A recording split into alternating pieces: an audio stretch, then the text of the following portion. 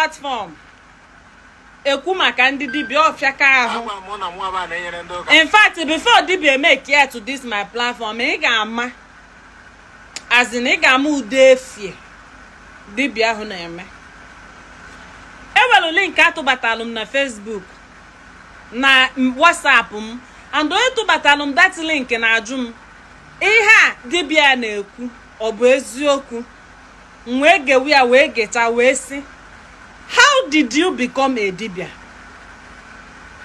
At least ebidolu m ọlụ n'aka okenye katagolo ezigbote ahụ. Ọ bụrụ ihe a onye kwadoro mbụ okenye gụwa na-anụ na-alụ ọrụ dibia. How did you become a dibia? My people perish for lack of knowledge. Can play go the video the man. Play che video the man.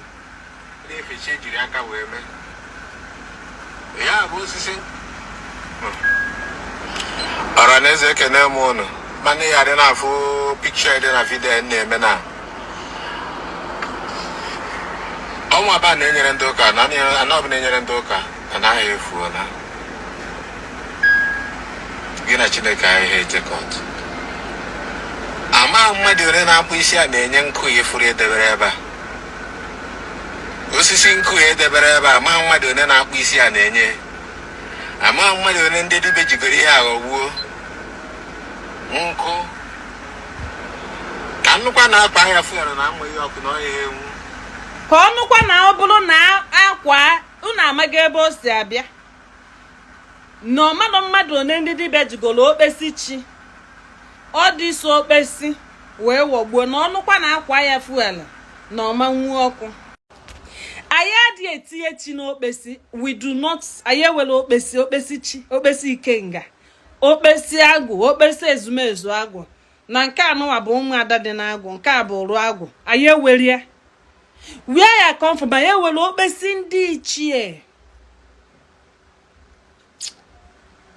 But when you go to Anambra, this man kpọrọ owi a na-eyelu ndị ụka amalọm ife mere o ji abụ I say dibia be kọcha dibia. Oh yeah, mere m ji ada akọcha dibia because ana m akọcha dibia ọka m buo.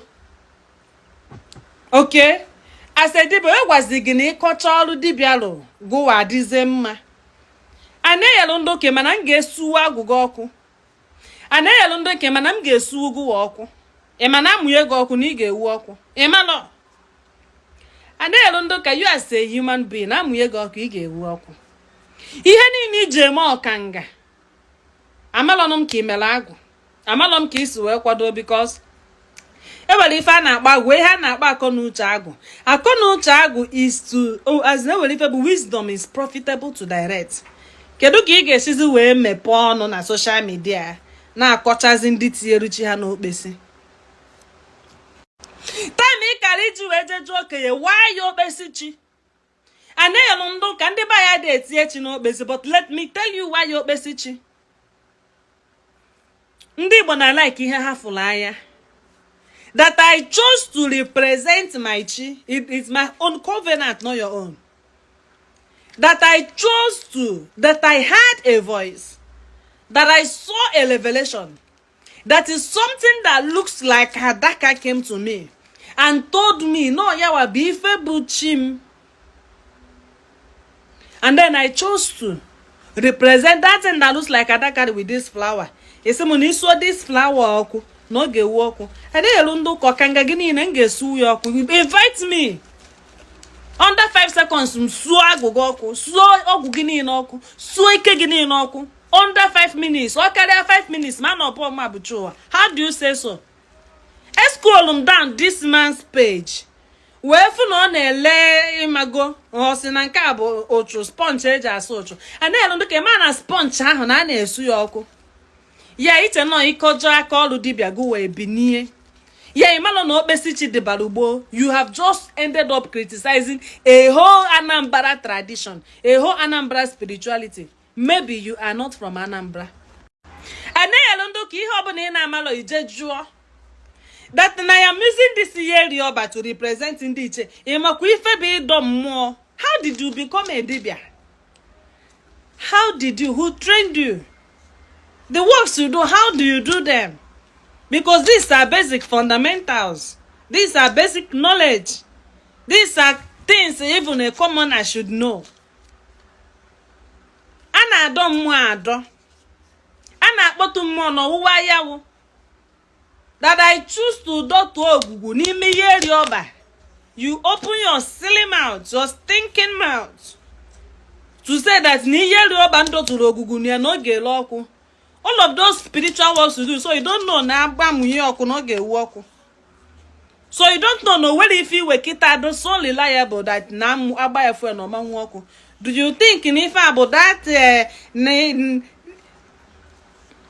coming from a dibia name pokol adverts and elondo kid don't know how to speak up against a dibia, especially for something these people does. It's yet no besi, it represents it with obesi. Ndị Anambra dị mostly structural. Obesi veji meri ọ dị ewu ọkụ. Mmụta obesi veji a bag of cement ejiri ọ Jesus ọ dị ewu ọkụ. Ọ dị akụwa akụwa. So have you ever told them that na neji eri amugu? Ana elu ndo ka sponge ahụ ọ bụrụ mugu ka iji. Why do you say things like this? Asịrị m na m achọghị ikwu okwu too much or kwufie ọnụ. I'm just using this medium to correct you. Please, emena video, you condemn anything in that na more than 200 DBS name. Anything in that na an entire village or an entire state is involved in. It won't make you a dogu. It only makes you a degu.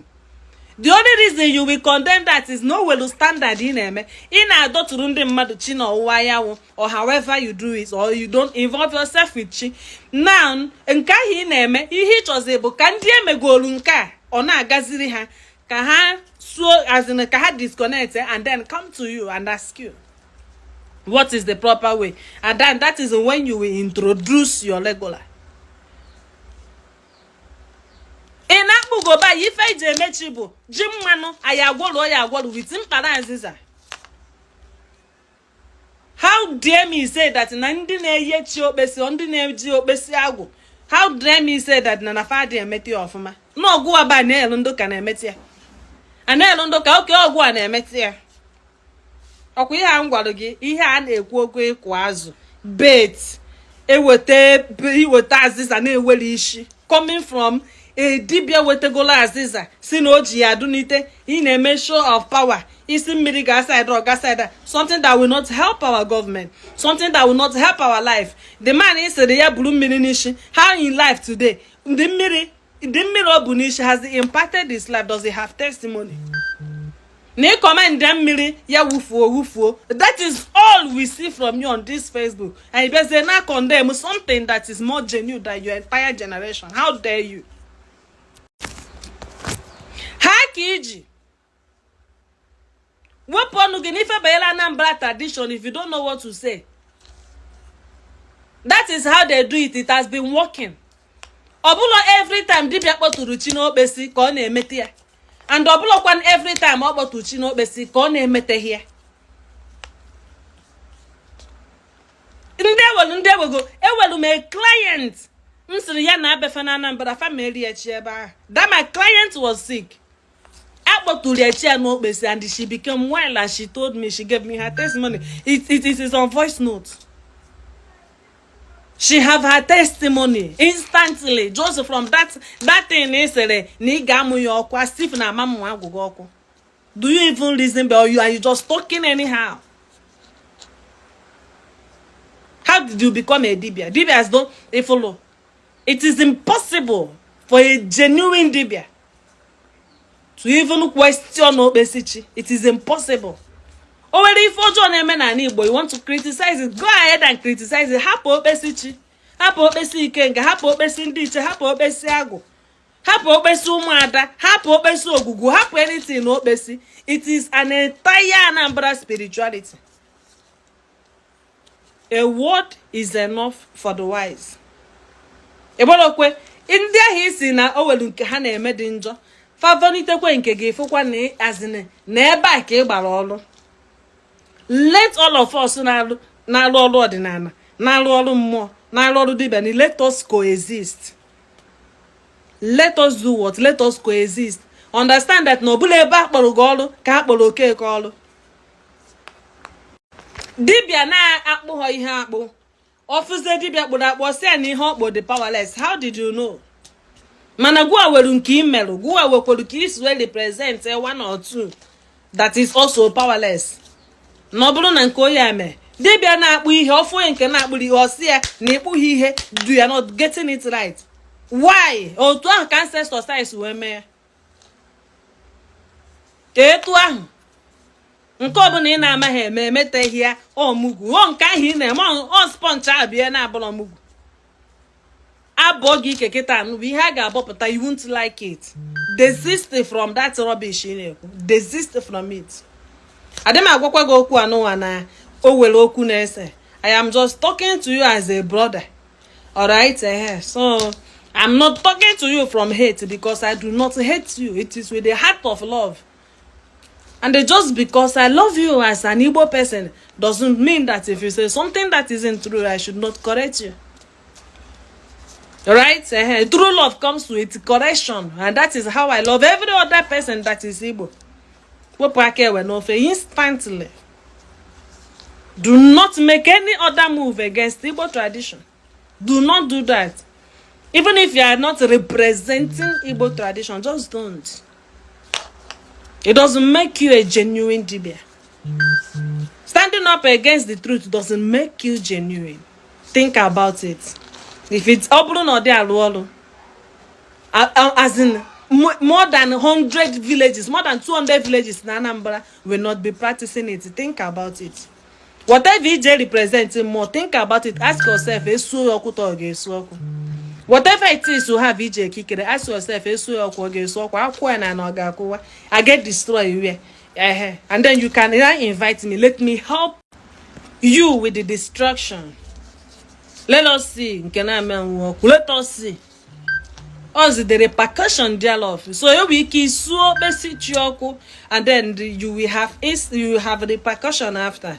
Likewise, somebody will kiss so if any need Jesus and the person may have repercussion after. It is true. If you say it is not true, invite me. I am willing to set everything in